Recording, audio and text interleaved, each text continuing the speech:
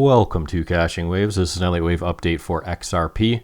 Now in a second I'm going to get into the micro counts, but just wanted to show you my primary count out on the daily, and that is that we have a multi-year triangle that's finally completed and we're finally going to resume our uptrend. Now the triangle is a series of three wave corrections. First one being an A, B, C, D, E. We make lower highs and higher lows until we come to a point and we finally resume our trend. Now to keep this count intact as labeled, we need to stay above 38.23 cents, and the triangle is invalid below the C wave, which is at 28.72. That's invalidation. Now we're going to focus in on the smaller time frame, but just keep in mind, if this is counted accurately, and this is a multi-year triangle, our next expectation is a resume of the bull market to new all-time highs. So that's the main point to keep in mind. Now we're going to focus on the smaller time frames. This is off the E wave low, so we'd expect our bull market to start from here. Now I'm down on the 15-minute, tracking this impulse out, which is a 5-wave pattern, starting with our first 1 and 2. We then had another 1 and 2 as a running flat, and a third 1 and 2. So we have nested 1-2s, so no surprise we got some extensions here.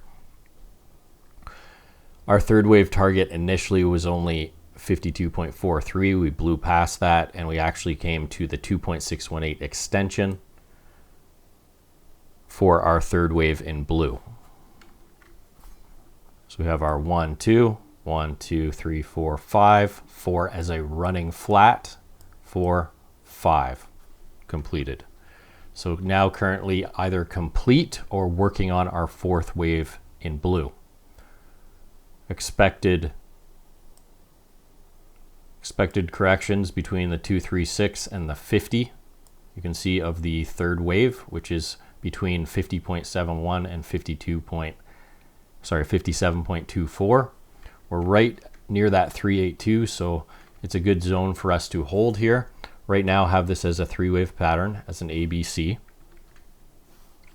So we're either complete and we come up for this 5th wave from here, or this turns into something more complex. Other patterns I'm tracking is a flat, which is an ABC, where the B makes a higher high above the C wave, and the C wave protects this A wave. That would look like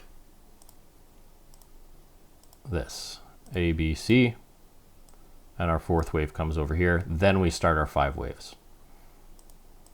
Expected areas for a running flat is you take the length of your A wave, put on our B zone, right between the 1.236 and 382, so that's 66.42 and 68.06. If we get a pivot from that level in 3 waves, we would target the 1-to-1 extension where C will equal A, like so. So this is, if our fourth isn't in, this is one of my expectations.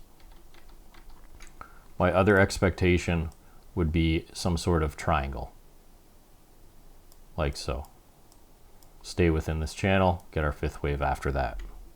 So not sure what we'll get. 4th wave can be complete now. We can get flats, we can get triangles. So this is a zone that can eat up a lot of time if the 5th isn't in. So keep that in mind. And I do have some targets in mind. So no pitchfork was working on this. Sometimes that'll happen. Usually they do, but no pitchfork is working on this. We have original, you can see we're outside of that. We have modified shift, you can see we're on top of that as well, and shift way off. So I used our standard Elliott Wave guidelines, took from the beginning, or sorry, the end of wave 2 off the 4th, if complete, again, only if complete this will work. I then extended that off our wave 1 and our wave 3. Sometimes we just come to the top of wave 1, that channel. Sometimes we come past and come to where we go off the wave 3. So targets for this, if we just get a 1-to-1 of wave 1 off of wave 4, if it is complete, that gives us basically a double top. So something to keep in mind if you start seeing a sell-off in that area. But also this target can change if we get some sort of triangle, because we'd have to re-pull the pivot to where the 4th ends, right? So then we can get much higher targets. So you can see these are kind of rough for now, just as the 4th wave complete, but these can change easily. If the 4th wave in, I also put the 1.618 of wave 1 off of the current wave 4, and that's at 70.23. And I also took the length of 1 through 3 off of 4 if it is complete again, and the 0.618 extension is at 74.09. So you can see it's a little more difficult to pinpoint where this 5th wave is going to end. So it's very important to track these waves. So I'll be paying very close attention when to take profit on this and hedge.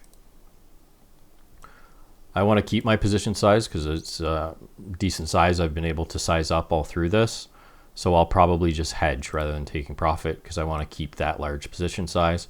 All that means is when I think a 5th is in, I'm going to short the exact same amount I am long. So this whole correction, I'll just be neutral. And when I see a completed correction, I can get rid of my short and leave my long open. Okay, so what else do we have here?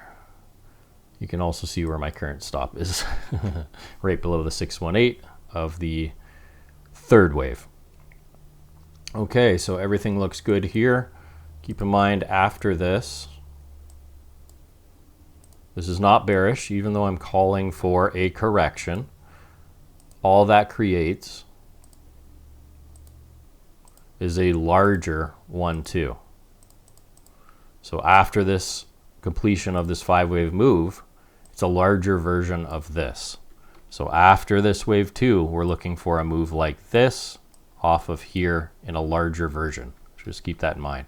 That's how the wave theory works. It's the market trends in 5s, corrects in 3s, and we have fractals at different, we have multiple degrees of impulses. So this one is a 15-minute impulse. The next one will be an hourly and then a 4-hourly, and we just go up and up from there. Okay, so I'll be tracking this. Remember, since this is a 5th wave, we can get diagonals. So it's going to be a little bit confusing whether we have a B wave or a diagonal panning out. We're not going to know until after the reaction, but we want to at least hit one of our targets and see the reaction and the area the reaction is happening. So just keep that in mind. If you can't count a 5 wave, and we're chopping up, start expecting a diagonal.